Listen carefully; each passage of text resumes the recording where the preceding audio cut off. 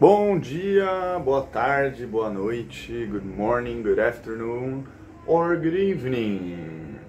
Como vai, meus queridos imunizados do segundo ano? Esse vídeo eu fiz com o objetivo exclusivo de corrigir os trabalhos de 15 pontos que enviei para vocês na semana passada e que a larga maioria de vocês fizeram. Consegui corrigir a grande parte. Tiveram alguns que deu problema aí, técnicos, mas que estou corrigindo de outras formas. Ok? O que a gente vai fazer hoje? Basicamente corrigir. Então a gente vai só debater os exercícios. Aqui está o gabarito, certo? Então eu vou começar com literatura. Esse mesmo vídeo vale para inglês também, então se você quiser as respostas em inglês, vá para a metade do vídeo. Ok? A gente vai tentar ser rápido também, porque se vocês tiverem dúvida, não entendeu alguma coisa, não pegou, basta voltar no vídeo, ok? Qualquer dúvida, vocês mandem mensagens. Ah, professor, não concordo com você. Tudo bem, me manda mensagem, a gente conversa lá pelo Sponte. Beleza? Então, o gabarito dos exercícios de literatura. BB, C, B, C. Quantos Bs, quantos Cs?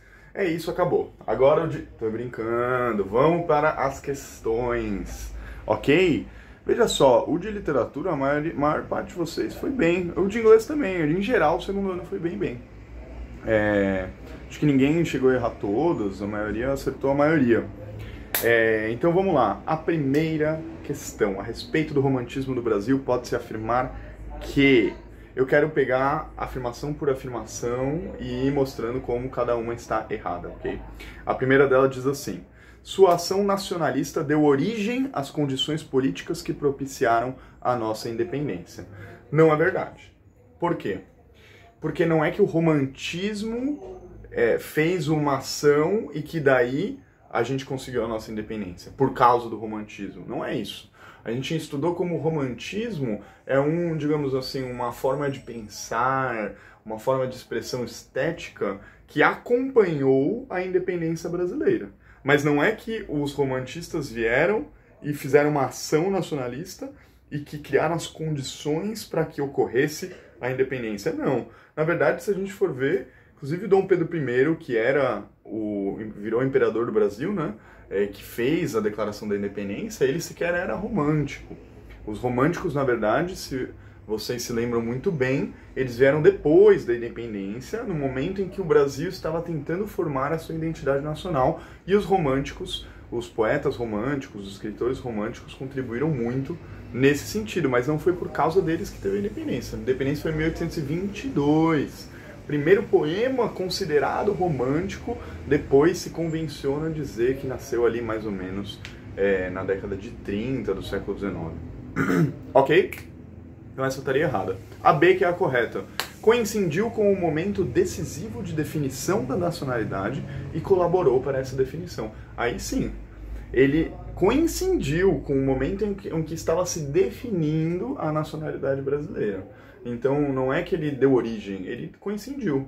As duas coisas meio que se convergiram no mesmo sentido, por isso que a B estava correta. Agora a C, por que a C está errada? Diz assim: espelhou sempre as influências estrangeiras, em nada aproveitando os costumes e a cor locais. Está errado isso, porque de fato sempre espelhou as influências estrangeiras. A gente sempre se olhou muito para a Europa para ver ela como uma régua para o Brasil, né? E a gente copiou muita coisa da Europa. Mas não é verdade que a gente não aproveitou em nada os costumes e a cor locais. Porque a gente, de fato, fez uma cópia transpondo, adequando ela, por exemplo, à nossa natureza, adequando ela ao ideal que se tinha do indígena, guerreiro, herói, etc, etc. Então, não é que não aproveitou em nada, aproveitou, ainda que fosse uma cópia, certo? A D diz assim, D de dado: foi decisivo para o amadurecimento dos sentimentos nativistas que culminaram na Inconfidência Mineira. Gente, Inconfidência Mineira, século XVIII, 1789. É no mesmo ano em que ocorreu a Revolução Francesa na Europa, na França. Na França. Ou seja, não teve nada a ver com a Inconfidência Mineira. Inclusive, vocês lembram, no ano passado a gente leu os poetas Árcades aqui no Brasil, que estes sim tiveram uma ação direta no processo da Inconfidência Mineira, né? Não os românticos, os Árcades sim. Aí, ganhou grande relevo apenas na poesia, talvez por falta de talentos no cultivo da ficção. Também não é verdade, a gente ainda não estudou, mas a gente vai ver escritores românticos muito famosos, como o próprio José de Alencar, que tiveram um papel muito importante no romantismo, e outros, enfim, a gente vai ver no próximo bimestre, mas não teve nada a ver com a falta de talento no cultivo da ficção, ok?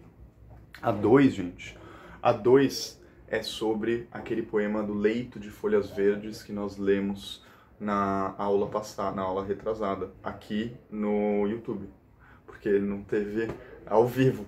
E era aquele poema do Gonçalves Dias, que falava do Jati, lembra? A mulher no leito de folhas verdes, esperando o Jati para poder realizar o seu amor. E as imagens que ela usa, se vocês se lembram muito bem, são imagens de confluência e harmonização entre o amor e a natureza, entre o leito de folhas verdes e a realização do amor. Então, quando ele fala assim, a natureza, nessa estrofe de Gonçalves Dias, expressa sentimentos amorosos. De fato, se a gente pegar aqui, ele fala assim sobre o tamarindo e o bogari. Do tamarindo a flor abriu-se há pouco. O tamarindo é uma árvore frutífera, ou seja, é um fruto se abrindo. Lembra que eu falei que tinha uma dimensão erotizada dessas imagens da natureza? Então é literalmente o amor se abrindo para Jati. Já solta o bogari mais doce aroma. O bogari é um arbusto, gente, tá realmente de flores brancas. Tá realmente falando ali dessa dimensão erotizada. Então a natureza, no caso, ela tem uma confluência com sentimentos amorosos. Tudo se abre, tal qual a natureza, também se abre o coração do nosso eu lírico feminino neste poema. Vejam a aula para ler o poema. Qualquer coisa, dá uma pausa, procura o poema lá na internet, Leito de Folhas Verdes, de Gonçalves Dias. É um poema lindíssimo. Terceira, o romantismo na Europa é uma escola literária que, vamos lá, A diz assim, surge no século XVIII e XIX e tem como pano de fundo a intensa urbanização e tecnologia dos automóveis modernos. Não, gente, por favor, automóvel moderno no século XVIII não dá, certo? Já corta. B, é uma daquelas questões que a alternativa é meio doida, assim, mas tem gente que cai. B, surge através da ascensão da burguesia no continente e é copiado pelos brasileiros sem transpor para a realidade local.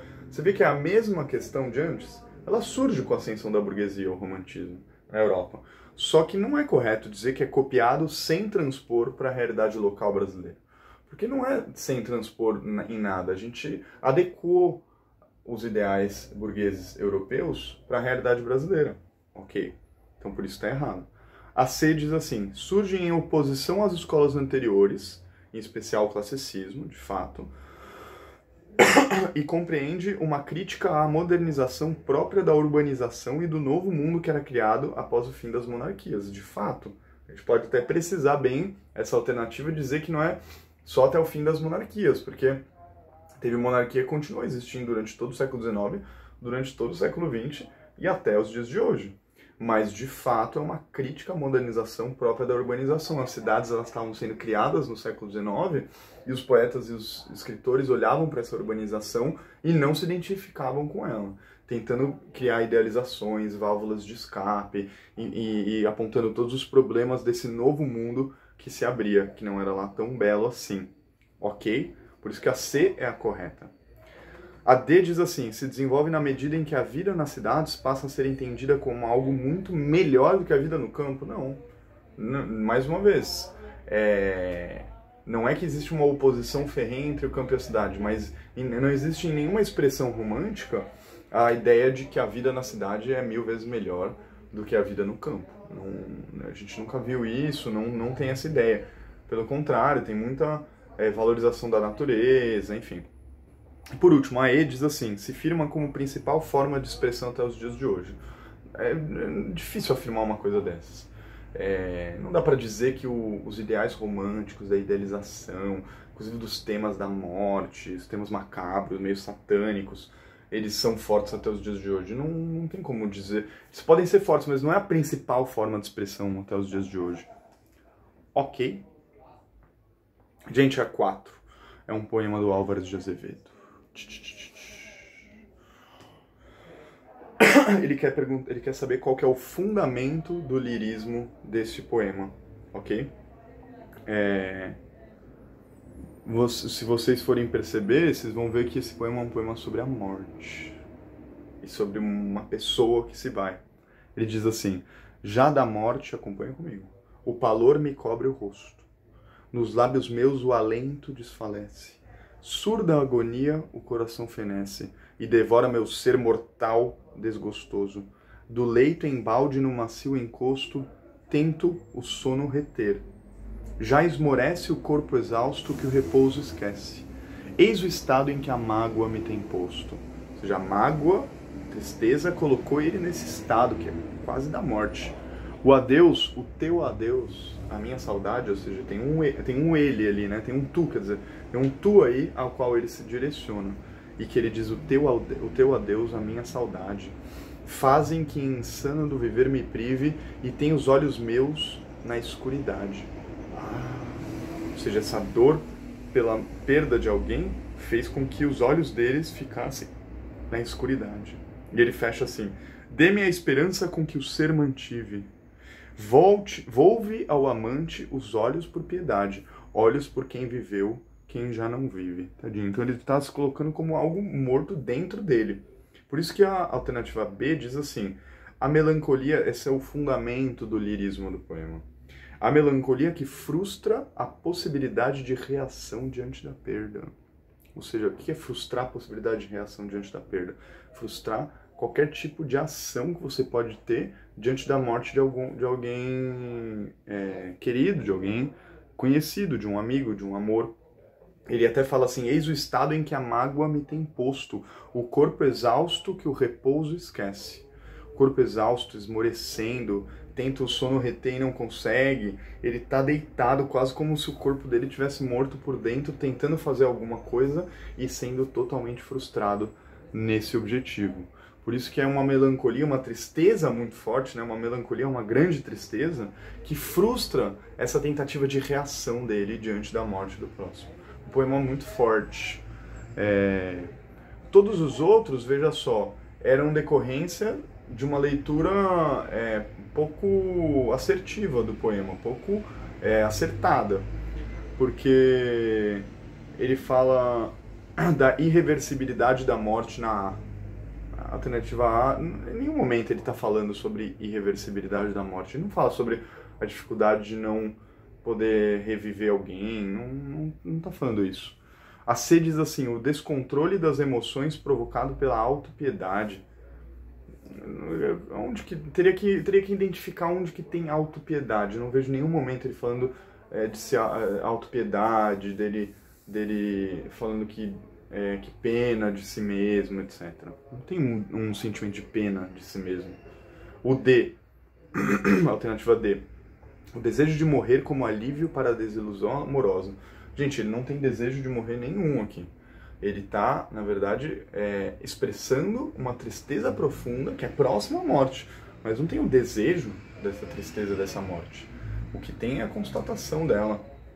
E aí diz assim: o gosto pela escuridão como solução para o sofrimento. Olha, também gosto pela escuridão teria que identificar, porque o que ele faz, na verdade, é expressar esse sentimento de tristeza muito profunda diante da morte do próximo. Por isso que a B, que paralisa ele, né? Uma morte que paralisa ele, a B estaria a mais correta. Ok? E a 5, gente, presta atenção no enunciado. É incorreto afirmar sobre o ultrarromantismo ou a segunda geração do romantismo. Incorreto, ou seja, a gente tem que buscar a alternativa que não tem nada a ver com o ultrarromantismo. Então vamos lá. A primeira delas, a A, diz assim: uma de suas principais características do ultrarromantismo é o espírito do mal do século. E lembra que eu falei sobre o mal do século?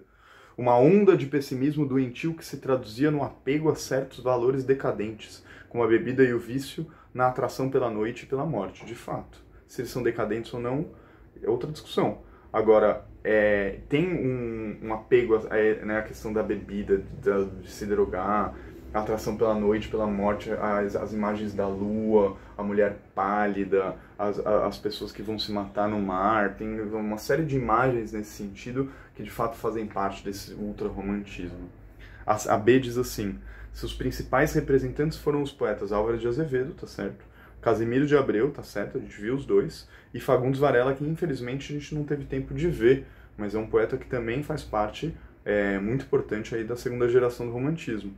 A publicação do livro Poesias de Álvares de Azevedo foi considerado o marco desse movimento literário, de fato.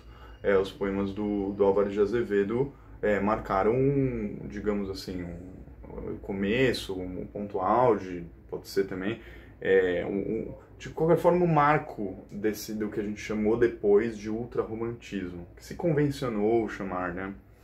A C diz assim: entre as principais características do ultrarromantismo estão o nacionalismo, não é verdade, o indianismo, também não é verdade, o regionalismo, é questionável, a pesquisa histórica, de fato, não faz sentido, nenhum desses poetas obteve uma grande pesquisa histórica para poder produzir, folclórica e linguística não, além da crítica aos problemas nacionais.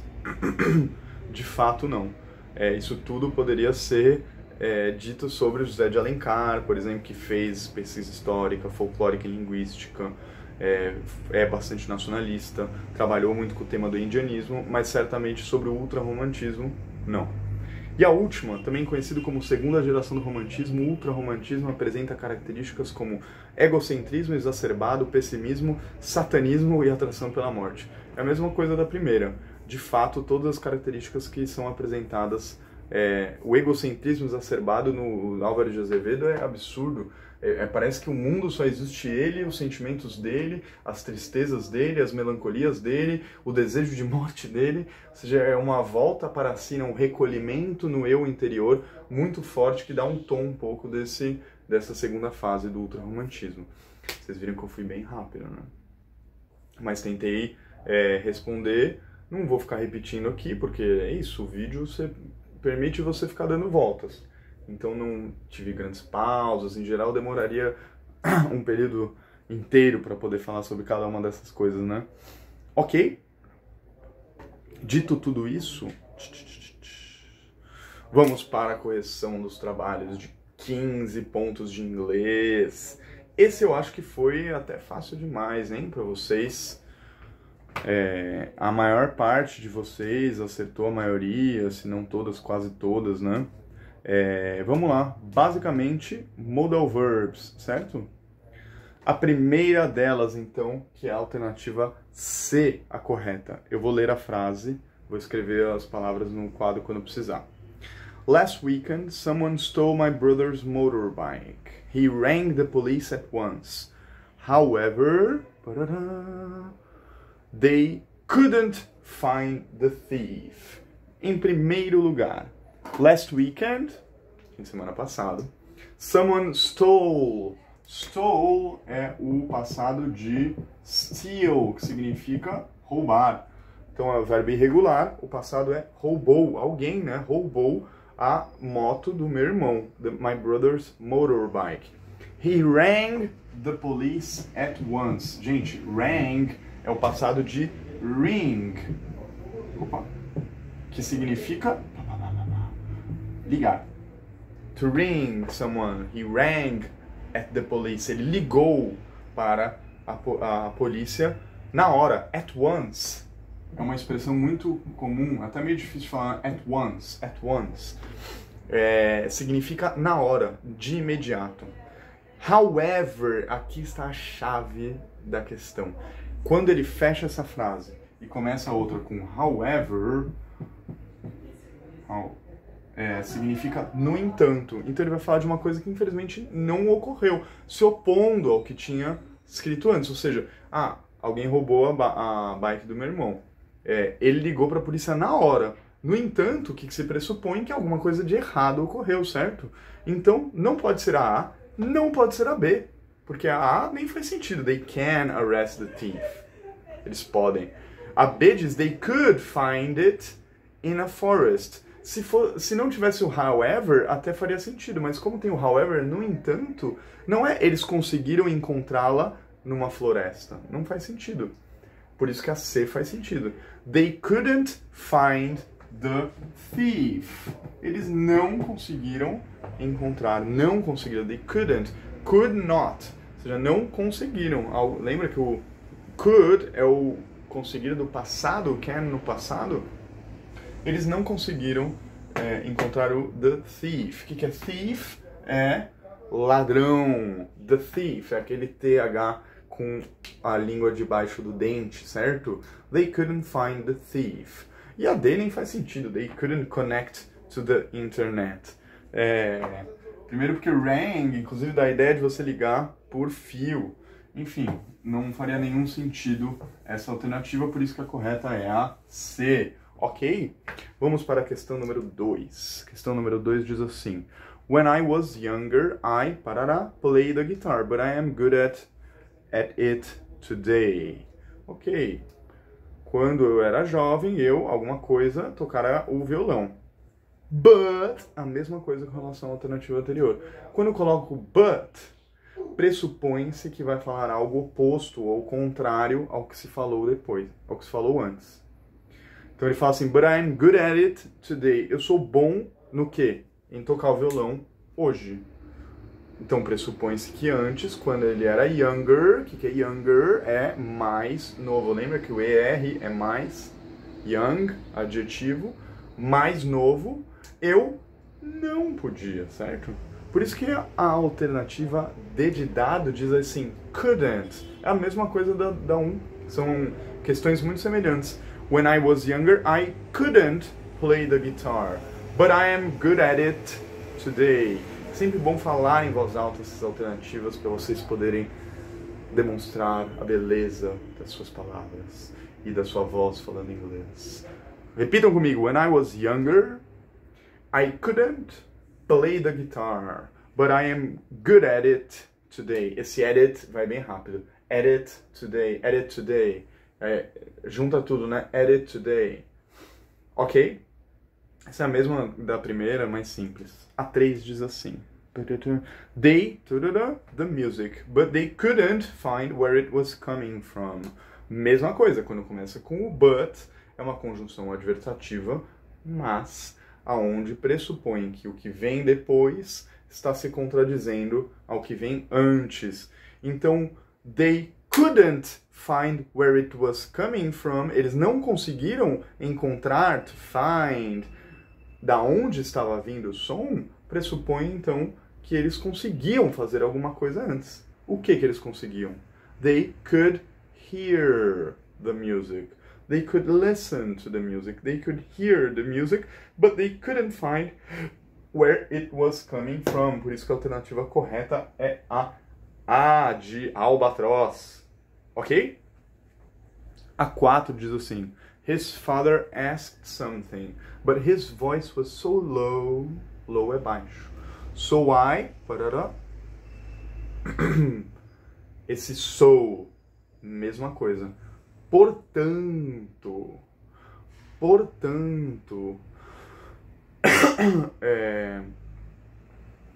também nesse caso, ainda que não é uma conjunção adversativa, pressupõe uma coisa que é o contrário do que ele estava falando. Então ele fala assim, his father asked something. Seu pai perguntou alguma coisa. Mas a sua voz estava tão baixa, portanto eu couldn't hear. Alternativa D de dado, eu não conseguia ouvi-lo. Hear it. Ou seja, ouvir ele, né? Ele, it. A 5 diz assim, although she was 8 years old, she... Parará. Gente, although, o que significa although? Significa apesar de. Uma palavra que sempre que você usa no começo, você vai começar com apesar de ela ter 8 anos de idade, ela, ou seja, vai falar alguma coisa que ela conseguia fazer, né? Apesar dela ter 8 anos de idade, she, ou conseguia ou não conseguia, porque ela tinha 8, no caso não conseguia. She couldn't read. Ela não conseguia ler. Espera-se que alguém que tenha 8 anos de idade saiba ler. Por isso que tem o although. Todas as outras alternativas não faria sentido. She couldn't drive a car. Gramaticamente está correto, agora no sentido da frase não tá. Porque, apesar dela ter 8 anos, ela não conseguia dirigir o carro? Não, não é apesar disso. É por causa disso, certo? Mas apesar dela ter 8 anos, she couldn't read. Faz sentido? Ok, as duas últimas então. Gente, presta atenção no enunciado dessas duas últimas. A primeira diz assim: no momento em que vivemos, assinale a alternativa que melhor expresse a necessidade de combatermos o coronavírus com a utilização do melhor modal verb. A necessidade, quando a gente está falando de necessidade, tem um modal verb que é o mais forte de todos, que tem a ver com necessidade ou então obrigação, que é o must. Must, we must do it. Nós devemos, é aquela coisa que é a mais forte de todos, não é um conselho, é uma necessidade. Então ele diz assim, a B, né? Coronavirus must be destroyed. É a mais forte. Eu vi que teve gente que colocou a D. Coronavirus should be destroyed. Deveria ser destruído? Pode ser, mas não expressa tanto a necessidade. Não tanto quanto a B, pelo menos, que expressa uma obrigação, quase que tipo assim, um chamado a ser destruído, certo? Por isso que a B, então, é a correta. E a 7, gente, agora sim vem o should, porque a 7 pede uma alternativa corretamente, sugere a ida ao médico em caso de efeitos ao coronavírus. E aí diz assim, if you feel fever, o que é fever? Fever é febre, ok? Fever. Coughness, gente, cough. Cough, já ouviram cough das tirinhas? Só que em português a gente fala cough, né? Na verdade é um abrasileiramento de uma palavra que vem do inglês, que é cough, que é tossir. Coughness é tossida. Toda vez que vem esse sufixo aqui, ele é um sufixo que substantiviza um verbo. Então o verbo tossir se transforma em tossida, ou uma tosse. Ok? Shortness of breath. Falta de ar. Shortness of breath. Breath significa ar, ou então respiração, ou então bafo. Shortness é falta, baixa. Short é baixinho, né? Shortness é baixa de falta de ar, ok? You should see a doctor. E aí vem o should como modal verb por excelência de sugestão. Então você sempre usa o should para sugerir algo a alguém. You should see a doctor. Stop smoking. You should see a doctor. You should go to the theater. Você deveria ir ao teatro to have some fun. Coisas desse tipo. Qualquer coisa que você sugere a alguém, você usa o should. Ok? Dúvidas? Questões? Em geral, o segundo ano foi muito bem. Foi um dos 3 o melhor, que fez as melhores respostas. E prestem atenção no Sponte, porque semana que vem eu vou enviar mais trabalhos para vocês, ok? E por enquanto é isso. Cuidem-se, alimentem-se, façam exercícios, só saiam de casa para o expressamente necessário. No mais, dúvidas, questões, me mandem perguntas ali pelo Sponte que nós iremos responder. Ok? Um grande abraço, beijos para todos. Tchau!